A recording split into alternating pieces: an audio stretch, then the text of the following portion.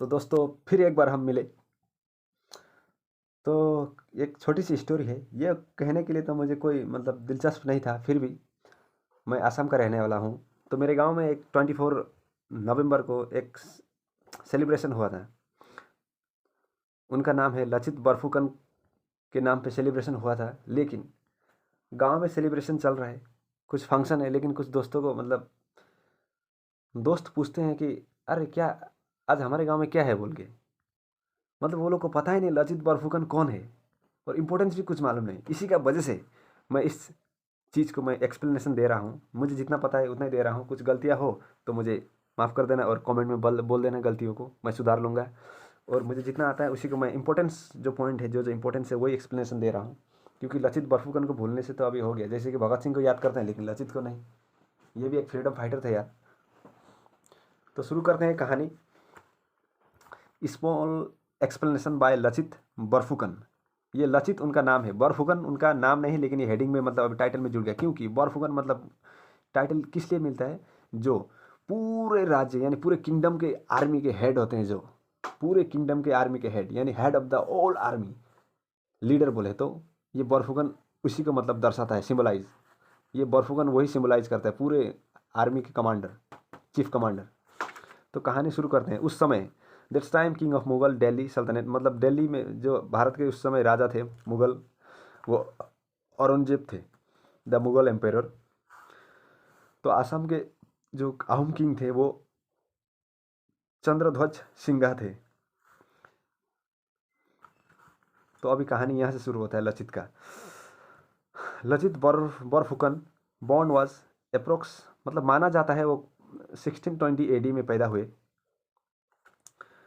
और 1671 एडी में मर गए। उस समय मतलब उनका फाइनल लड़ाई था, उसी लास्ट लड़ाई में वो मतलब बीमार थे, बीमार के अनुसार भी लड़ाई में निकल गए, लड़ाई जीते, उसके बाद मर गए, वो डेड हो गए। तो उसका डेथ डे है, ईयर से 1671 एडी। और सेलिब्रेशन, उनके सेलिब्रेशन मनाते हैं हम लोग 24 नवंबर को। Celebration day is 24 November. तो 1667 AD the head of the Guwahati fort change by Rashid Khan to Firoz Khan. मतलब उस समय मुगलों का राज तो पूरे भारत में था। तो मुगलों के मतलब कुछ चीफ कमांडर औरंगजेब ने जो भेजे हुए थे, वो गुवाहाटी के किले में जो बैठे थे हक जमा के, वो थे राशिद खान। राशिद खान को हटा के फिरोज खान को वहाँ में बैठा दिया गया। और फिरोज खान एक ऐसा अयासी और ठरकी था। तो Firoz Khan directly order to Ahom, मतलब फिरोज खान डायरेक्ट मतलब अभी पूरे इंडिया में मुगलों का राज था, तो उसी वजह से वो डायरेक्टली मतलब आहम किंग को, चक्रध्वज सिंघा को बोलता है कि तुम्हारे किंगडम में जितने भी सुंदर सुंदर लड़कियां, जवान लड़कियां हैं, उसे लाओ मेरे सामने, हाजिर करो, बोल के इस तरह से ऑर्डर देता है। और ये बात, यही इंपॉर्टेंट बात है। ये जो फिरोज खान, ये शब्द ये बहुत इंपॉर्टेंट है लड़ाई के लिए। जैसे कि एक बड़ी लड़ाई के लिए एक छोटी सी माचिस की तीली मतलब आग लगाने के लिए काफ़ी है, इसी तरह का ये वर्ड शब्द था। This word is important to the start war, मतलब इसी, मतलब ये व्यवहार से, ये फिरोज खान का इसी व्यवहार से ये लड़ाई मतलब शुरू हुआ। और ये लड़ाई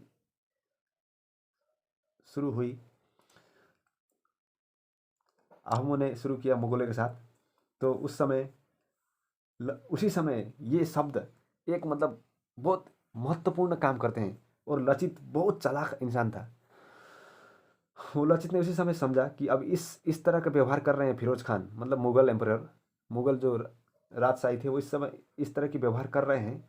तो इसी शब्द को उठा के अपने गांव, मतलब अपने जो अहम पार्टी लोग हैं उनके साथ रख के उन्हें लगा दिया जाए, मतलब जुनून जुनून पैदा किया जाए लड़ाई के लिए। तो इसी वक्त वो सोचते हैं इसी सब को लेके, आज ऐसा है हमारे जो इज्जत है उन्हें डायरेक्टली मतलब मांगा जा रहा है, तो कल क्या होगा बोल के इसी चीज़ से, इसी शब्द से लड़ाई की मतलब एक आग लग गई थी।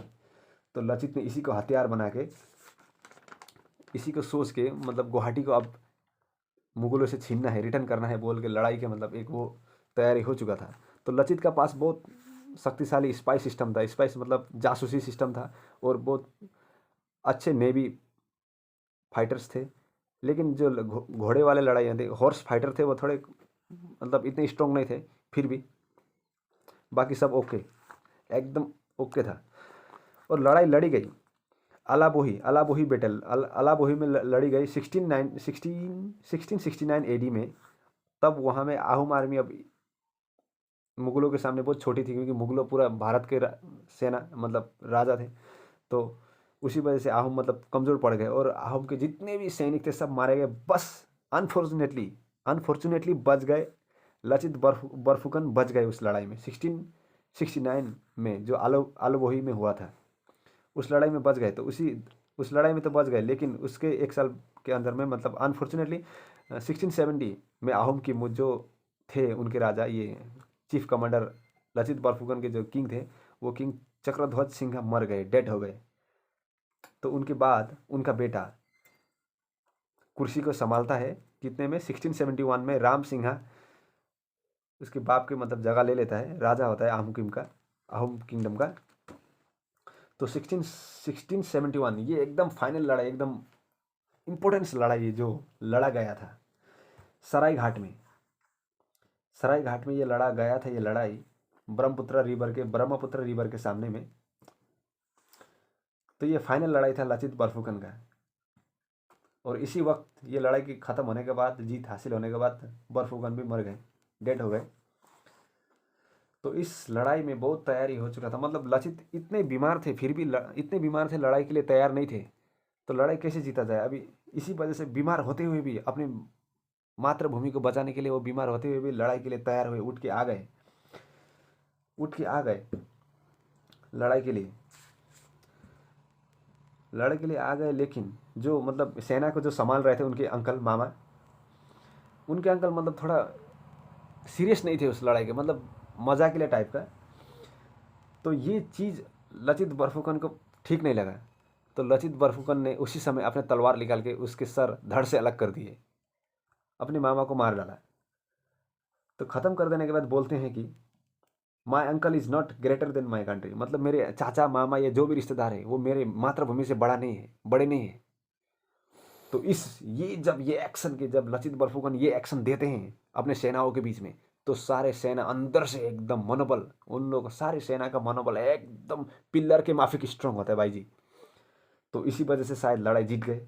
लचित बरफुकन भी एक स्मार्ट, एक जेंटल, एक बहुत बुद्धिमान, एक वीर योद्धा थे। और 1671 की लड़ाई बीमार होते हुए भी जीत गए, मुगल को खेदा दिया, निकाल दिया। तो गुवाहाटी जो मतलब कब्जा था वो निकाल दिया। तो ये लड़ाई ख़त्म होने के बाद लचित बरफुकन भी ख़त्म, बीमार थे वैसे भी, तो मर जाते हैं। तो उनके बाद 2 जगह में लास्ट एक फाइनल बैटल होता है 1682 में। उसके बाद जितने भी मुगल्स थे असम आहूम किंगडम में, वो सब निकल के चले जाते हैं। तो ये है इसका इम्पोर्टेंस, क्योंकि लचित बरफुकन को कोई जानता ही नहीं। बड़े बड़े शिवाजी बाजीराव या भगत सिंह, इन सबको कोई जानते हैं, लेकिन लचित बरफुकन को मेरे अपने गांव आसाम में जो रहने वाले जो दोस्त लोग नहीं जानते, तो शायद कितने नहीं जानते, बोल के मैंने इस इंपॉर्टेंट चीज़ को बता दिया है। तो ये लचित बरफुकन का फाइनल लड़ाई था 1671 में, उसी समय लड़ा गया था। और ये एक बहुत वीर योद्धा थे। तो भाई जी इतना ही है मेरे पास। तो ठीक है, खुश रहिए, अच्छे रहिए। तो ठीक है, मिलते हैं अगली वीडियो पे। Tata bye bye.